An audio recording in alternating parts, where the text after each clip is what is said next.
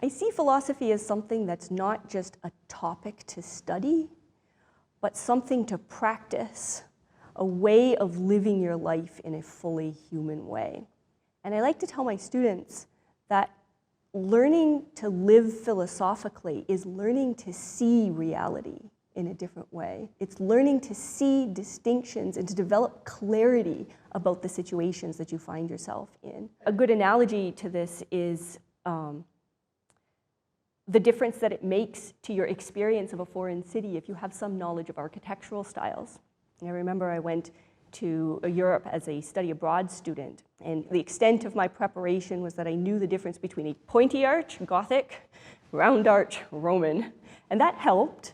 I was able to sort of identify different buildings, and I felt really proud about that. And then I came back many years later after having actually studied something about more specific architectural styles, and I walked down the same streets and went into the same buildings, and my experience of them was completely transformed. It was as though the whole environment opened up with all of these levels of meaning that I hadn't been able to see before. And I think philosophy does that for us in living through ordinary human situations, that we're able to sort of see them in a new light. One example of this kind of transformed seeing happened toward the end of college when I had just taken a class on political and social philosophy. And there was a debate that I was watching, this presidential debate, and the two candidates were disagreeing in very familiar terms. I think it might have been about healthcare policy.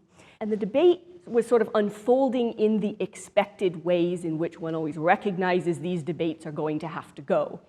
And suddenly, what I could see in the discussion was that underneath the whole debate was this fundamental disagreement about the nature of the common good.